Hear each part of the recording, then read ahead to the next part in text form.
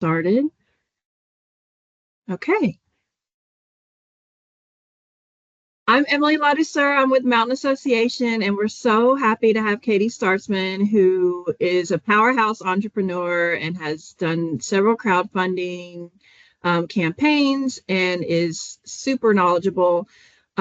Today's session is just an introduction. Okay.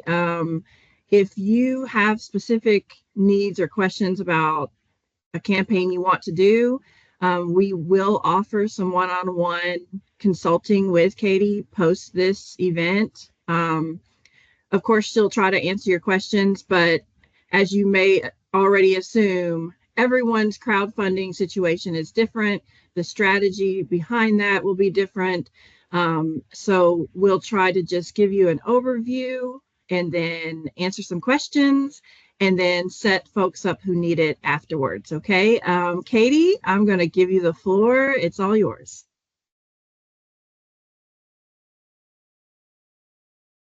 Okay. Thanks, Emily. I don't want to be too much of a hippie, but I do want to say Mercury is in retrograde. So if we have any issues, I'm counting on Emily to let me know. And I can't see the chat, so she's going to facilitate that as well. But I wanted to just say I'm delighted to do this. And if you have any questions kind of mid presentation, feel free to interrupt. I prefer having a conversation instead of just me speaking the whole time. So feel free to pipe in. And this is just a surface level introduction to what crowdfunding is, and then some of my experiences about what make a successful campaign. I wanted to start out by introducing myself. I am a small business owner in Berea. I came to Berea in the 90s to go to Berea College and never left. Berea really feels like home. I mean, it is home. And in 2015, I was thinking about starting a business, a food business. I don't have business background or food business background, but I really saw a need for more food businesses in our town. And I started making bagels in my kitchen. At the time, we were a single income family, really living paycheck to paycheck. So starting a business felt honestly kind of crazy. But I built a commercial kitchen in my garage. That's the picture that you see on the upper right hand. And then I wanted to build a cart to sell bagels at our local farmers market. And that is the first time I conducted a Kickstarter crowdfunding campaign. That was successful, and we did that for a year. And then we were looking to move into a brick and mortar location. So we actually did another crowdfunding campaign to get the funds to move into that space. And that was the opportunity when we also used a crowd match loan from Mountain Association. So there's going to be a slide about that loan product that they have, which is really flexible and cool. So that lower left-hand corner is the picture of us on our first day opening our brick and mortar location with my twin sister, younger sister, and husband. And then the lower right-hand side is our current building, which we own on Main Street right in Berea. My social tags are on the right-hand side, and our website has more information about our background as well. So first up, like, what is crowdfunding? So basically, crowdfunding is using your community to raise funds for a business or project through the contributions of a large number of people. It's small donations that make things possible for a larger project. And to kind of get us in the frame of mind thinking about successful pieces of a crowdfunding campaign, I wanted to share the video for our first crowdfunding campaign. It was really one of the first times where I spoke publicly about wanting to start a business. And my husband and I did this together over a weekend. He did the illustrations, and you'll see it's pretty low tech, but it was very successful in presenting our story. And our had a very modest goal of $900 for our first crowdfunding campaign, and we met that goal in 2 hours, and then we eventually raised $3,900 with 81 backers. So still a really modest amount of money, but also could not have done this project without that $3,900. So we're going to watch this short little video. If I've done this correctly technology wise, let's see. Hi, my name is Katie Startzman, and I want to bring New York style bagels from my home state of Pennsylvania to Berea, Kentucky, the place I've called home for more than 20 years. But how will I get those delicious bagels here? The first thing I did was build a certified commercial kitchen. I procured high quality, organic, and Kentucky proud ingredients. I also created recipes that respect bagel tradition, but reflect Kentucky's unique food culture. Now, these bagels aren't just New York style, they are native, raised in Kentucky, and made fresh daily. One problem remained. How will I get my fresh, tasty bagels to the folks of Berea? Horse? Biplane? Moped? No, these won't work. Plus, I don't have room for a horse in my yard. I need a cart. I plan to customize building plans for a hot dog cart and make a bagel cart. This cart will be road ready and health department approved. But to build it, we need materials and supplies. And that's where you come in. I'm looking to the Berea and Kickstarter communities to raise $990 to build my bagel cart. Then I can serve fresh bagels, flavorful cream cheese spreads, and tasty bagel sandwiches to people in Central Kentucky. Please support my project and choose one of the fun bagel rewards for both local and non-local supporters. For example, get a bagel art postcard, or be one of the first in Berea to get a dozen bagels delivered to your home or office, or receive your very own Native Bagel Company apron. Check out all the reward tiers, then click the green button to make this project happen. Thanks so much for making my bagel dreams come true. Okay, so so we're going to talk a little bit about the different types of crowdfunding. So I have a lot of experience with Kickstarter, but that's not the only type. So reward-based is the kind of platform that Kickstarter is, where backers give cash and get something in return. Examples of this are Kickstarter and Indiegogo. So these are, maybe somebody is producing a card deck and you're basically pre-purchasing the card deck, or they've created some kind of invention like a fancy new pillow or something, and the founders need money to get their things produced overseas, that kind of thing. So it's a reward-based platform. Another one is debt-based platforms, and that's where you give money to a project and then the borrower repays those funds, sometimes plus interest. Kiva is an example of debt-based crowdfunding. That's probably the most well-known. And then Honeycomb Credit is another one that I just learned about recently that is also a debt-based crowdfunding platform. Equity crowdfunding is a little bit more complex. It's where backers give cash and then they own a tiny piece of the company and can earn profit. The biggest equity crowdfunding platform is called Start Engine, but another popular one is called WeFunder. And then there's another type of crowdfunding, which is a donation base, which is where backers give cash as a donation and get nothing in return. And the platform most well known for that is GoFundMe. And I don't recommend a donation platform to start a business, and we'll get into that in a little bit, but I just wanted to put it up there because I think in these times, we think a lot about GoFundMe. You see GoFundMes on Facebook quite a bit for local projects or issues. So why might somebody pursue crowdfunding? Potentially they might not be ready for or don't need a bank loan. So, when you go to a bank and ask for $10,000, they're going to see a full business plan with financial projections looking out 3 years in advance. It's a lot of work and a lot of writing and financial planning that you might not need or want to do at that stage in your business. And then also you might only need a small amount of funds. For me to have gone to a bank and asked for $900 loan, sure, I could have done it. But creating a crowdfunding campaign was actually easier and a lower barrier to entry to access capital. Some types of crowdfunding you don't have to pay back the funds. Reward type campaigns are that way. So, for example, we did a reward tier where people got a dozen bagels. So once we gave the customers those bagels, we didn't also pay back the $30 that they donated. So that was really nice to not have a loan payment at the very beginning of our business life as a baby business. And then obviously with donation-based crowdfunding, you're not required to pay back the funds. Sometimes people can use crowdfunding to prove a concept. So this is kind of that whole mindset of like move fast and iterate quickly. And so if you have an idea about a product or a concept, a crowdfunding campaign could be a really good way to gauge interest in your local community. And then it could also be a way that you demonstrate viability for a project or an idea to a funder. So for example, having a really successful Kickstarter campaign or any kind of crowdfunding campaign. I'm sorry, I use Kickstarter sometimes as like the word Kleenex, it's a brand that is also a term for something. So sometimes when I use Kickstarter, it's just for any kind of crowdfunding. But anyway, having a successful crowdfunding campaign can demonstrate viability to another funder, to a potential business partner, or anything like that. It really produces a proof of social capital that you have with your project.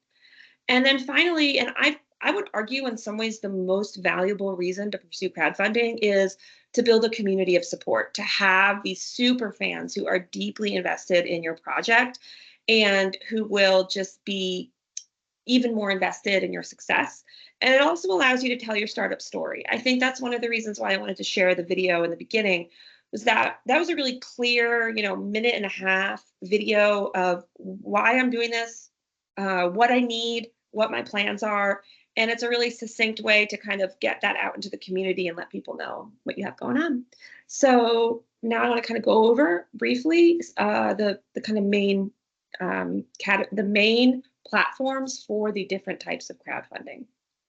So the first one is Kickstarter, which as I said, it's a reward-based platform. It is, is one of the first to market, and it's really one of the most well-known. One of the things that's important to know about Kickstarter is it's all or nothing. So you set your funding goal, and if people contribute, they contribute. Their credit cards are not billed until the day that the campaign closes. But if you don't reach your goal, their credit cards are not billed and you do not get any money. So it's a little bit of a risk or gamble and strategy involved in that. We'll talk more about that in a bit, but that's important to know. Kickstarter funds a huge range of campaigns. There are lots of campaigns that are less than $1,000, and then there are some that are in the millions of dollars. Although when I was doing research for this, I think it's interesting to note that the overwhelming majority of campaigns on Kickstarter that are successful are $10,000 raised or less than that. And then Kickstarter, all of these platforms, except for Kiva, really, you pay them for their service of hosting your project and all of the other behind the scenes things that they're doing. So for Kickstarter, they charge a 5% fee plus transaction fees.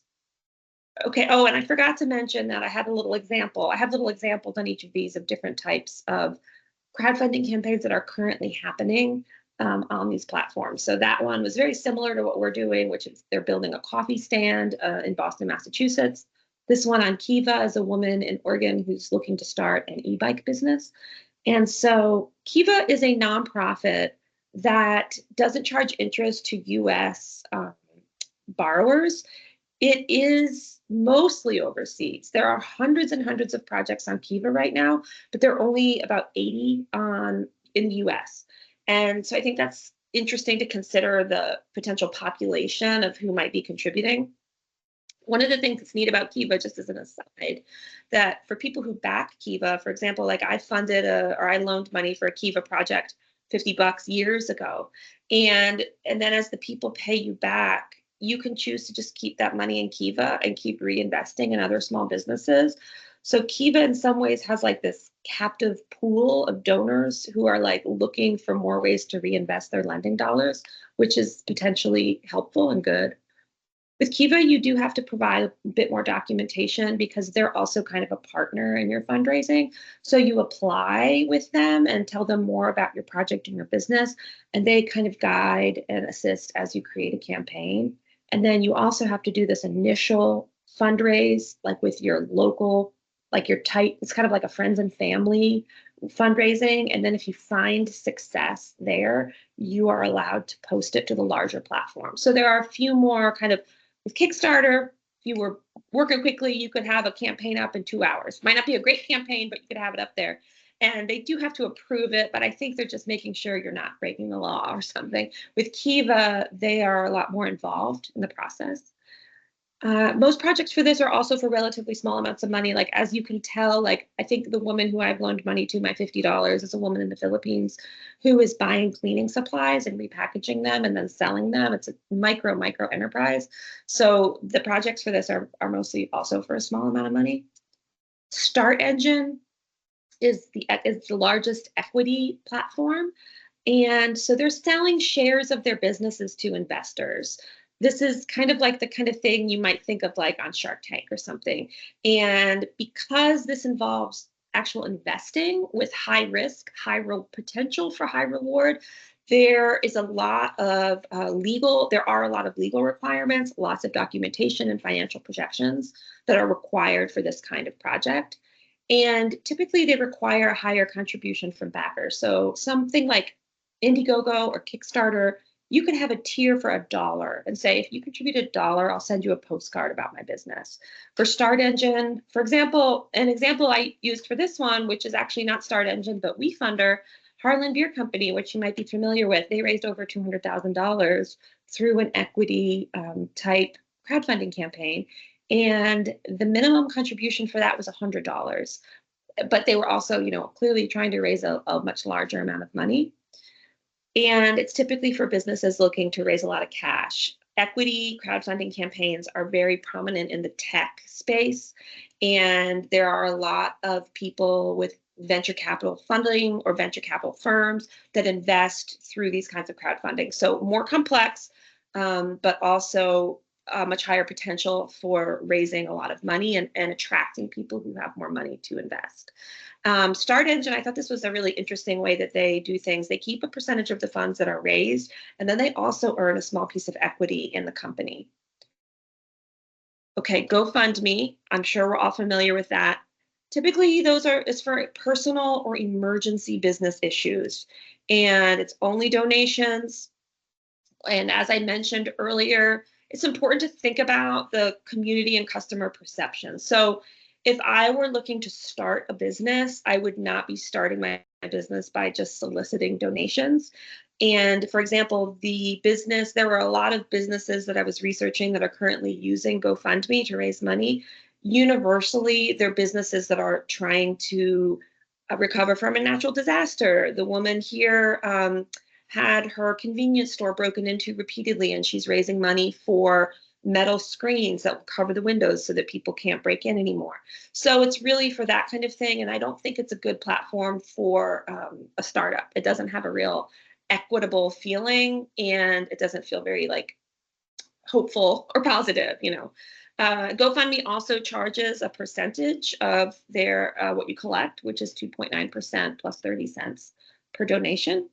And the reason I'm mentioning these percentages is that, as we'll talk about in a minute, and actually it might be right now, no, but we'll talk about in a minute, you want to really think about your funding goal and put all these different expenses into account, so that if you're looking to walk away from your crowdfunding campaign with $1,000, you need to include these percentages of what the crowdfunding platform is going to take out and other expenses.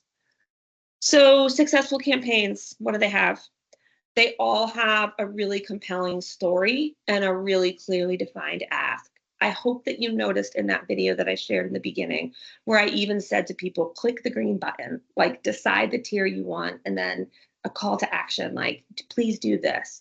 And there also has to be a compelling story involved so people feel like they want to contribute their hard-earned dollars. There should be some form for a successful campaign. There should be some form of rewards or compensation. I think, when crowdfunding was just getting started, it was used a lot in the art space and the music producing space, actually, where if you contributed to a new album, you got a copy of the CD, probably at the time it was a CD. And so that's kind of where it started. So crowdfunding didn't start as like a donation platform. It really, in some ways, was like a marketplace or a way to access customers. And there's plenty of crowdfunding campaigns that do not offer like a one-to-one match, or if you contribute $20, you're getting $20 of a product. But there needs to be a demonstrated value, I think, to the consumers or to the backers for it to be successful. It's not the kind of thing where I think you can ask for $50 and send people a postcard, but I think you have to tell a much more compelling story.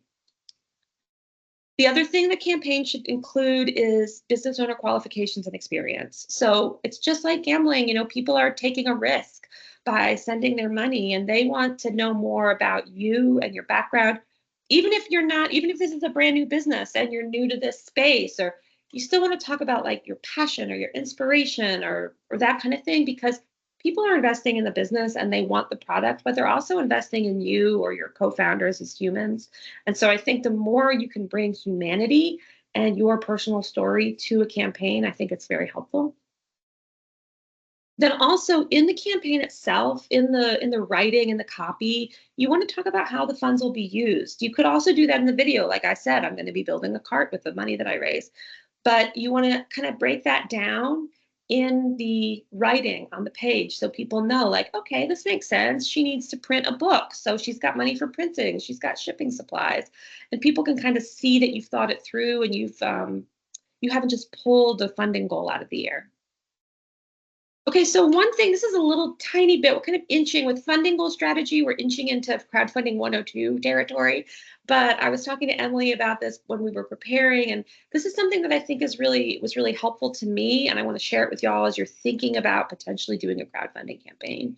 So what you want to do is think about a minimum viable funding goal.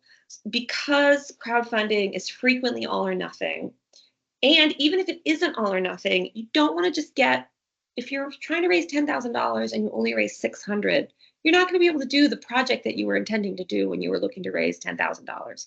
So you need to think about, what's the minimum amount of money that I could raise that would allow me to fulfill my obligations to the backers and move forward with this project. So you set that as your funding goal in Kickstarter, I'm going to say. Then you create stretch goals, which you're planning ahead for this before you've pressed the launch button on the platform. You're planning these stretch goals. So when I set my goal for $900 for the initial crowdfunding campaign, I was pretty confident that we could reach that. I didn't think we would get it in 2 hours, but I was pretty confident we could reach $900. And so I planned ahead and I thought, okay, if we reach $1,500 or $2,000, everybody who backs the campaign is going to get a custom sticker or something like that. Okay. And then if we reach $5,000, everyone's going to be invited to this opening party or that kind of thing. So you're going to think about that ahead of time and think about these stretch goals. Then after you're going to reach your initial funding goal, like in a day, 24 hours, 48 hours, you're going to engage the backers who already have supported this campaign so far and get them to help promote this campaign, because they will also be motivated, because they also want these additional like prizes and these stretch goals of, fun things. So then in that way, you're kind of exponentially increasing your reach for this campaign. All crowdfunding has a built-in end date when you have to raise your funds, and you really want to try to raise the bulk of the money in the first bit of the campaign, because just like anything with social media or online, we're also busy, right? Like a month is forever. An hour feels like forever, when I'm on Instagram. And a month is just so long for a campaign. You can set it. It could be a week. It could be 2 weeks. But either way, you want to keep that momentum going. So including stretch goals in your original planning for your campaign, I think is very helpful. Okay, I'll go there. Sorry, I just said that. Plan ahead for your rewards. Okay, so next step. So does anybody have any questions right now about the platforms, about the types of platforms, that kind of thing? And Emily, if it's in chat, will you please let me know? Okay. Well, feel free to interrupt if you do. Next steps. This is interesting, Katie. This sounds great. I want to research more. So what I would advise, and I'm such a researcher, I research too much. I love spending time, digging into different people's projects. So I would advise spend time on the platforms, back a few campaigns. If I've just talked about a platform that sounds really interesting to you, go to Start Engine, find a project that looks really cool, back it at the lowest tier, considering it, put it on your QuickBooks as a research cost or education cost. And that is very helpful as someone who might be considering doing a crowdfunding campaign, and just kind of educate yourself more about what the crowdfunding process is, to see what it's like for the backers. What kind of communication do you get from the founders? How did they do on their follow through? Did you ever get the t-shirt that you were supposed to get? Those kinds of things can be really helpful. Also, on Kickstarter, for sure, you can find projects that Kickstarter has this tier called Projects We Love, and those are projects that Kickstarter staff feel are very high quality. You can learn a lot by looking at campaigns that Kickstarter thinks like, hey, these have good shot. And they're not just ones by big brands raising tons of money, like both of our campaigns. Kickstarter was like, yeah, this is great. These people are doing a good job. And that's a nice thing to research. You can also research very tellingly and helpfully. You can research campaigns that were not funded. So these projects that were that, a year ago, somebody might have tried to raise money for their coffee cart and it wasn't funded. That's still on there. And you can look and see like, why wasn't this successful? Their video did not tell a good story, or they didn't have a video, or there were typos like crazy in their write-up. They didn't take this seriously. So that's very helpful. Highly recommend. And then if you're a business owner looking to do this, I think it's important to look at your funding plan. So, for most businesses who use crowdfunding, the crowdfunding pot of money is not the only amount of money that they're going to use or need to raise money. So, for example, there was a restaurant that I backed in England a couple of years ago. They were raising money. They were building out a restaurant. They had gotten a bank loan, but they needed to raise $20,000 at the last minute to install a fancy hood system in their kitchen. So they had a very simple, clear goal for their community. And then they weren't depending on crowdfunding to fund their whole business, which was probably like a $400,000 project.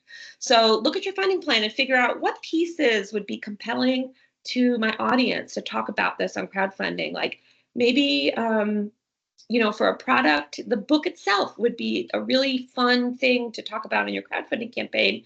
And maybe your savings account or your loan would pay for like the shipping containers and the other administrative things you need for your book publishing business. And then finally, think about Mountain Association's Crowd Match loan.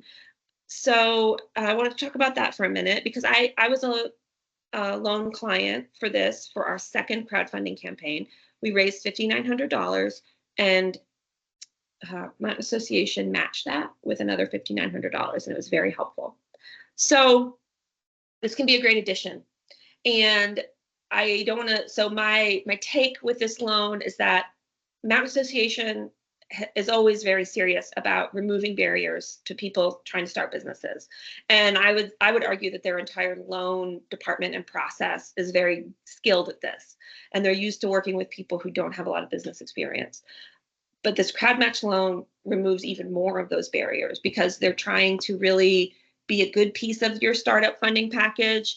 And their philosophy is that if you have a successful crowdfunding campaign, you've kind of proven yourself with your social capital and your ability in your community to raise money. And so even if you don't have to have nearly the documentation that you would if you were just applying for a regular loan. And in fact, they don't check your credit for this loan. And they match up to $10,000 of the amount raised through crowdfunding. It's two things that are important to note about this loan. One, it's important to communicate with the lending department and apply for this before you start your crowdfunding campaign. And then also, just like most crowdfunding platforms, it's an all or nothing loan product. So if your crowdfunding campaign isn't funded, the loan is not going to be funded either. So that's an important thing to kind of consider and talk to the loan officers about at Mountain Association. Okay, now all that, you're ready to go. You're ready for a to-do list and some action steps. What's next? So create a timeline. And the timeline should be the moment, and my arm's all the way over. The timeline should be the moment you're going to push publish on your crowdfunding campaign. And you're going to work backwards and think about what are all the things I need to do? What do I need to write? What rewards do I need to set up? All of those little to-do list things relating to a campaign. Second, you need to think about your social network and start building your social network. One of the things that was very informative to me that I actually did not prepare for when I did both of ours, well, after the first one, I was more prepared.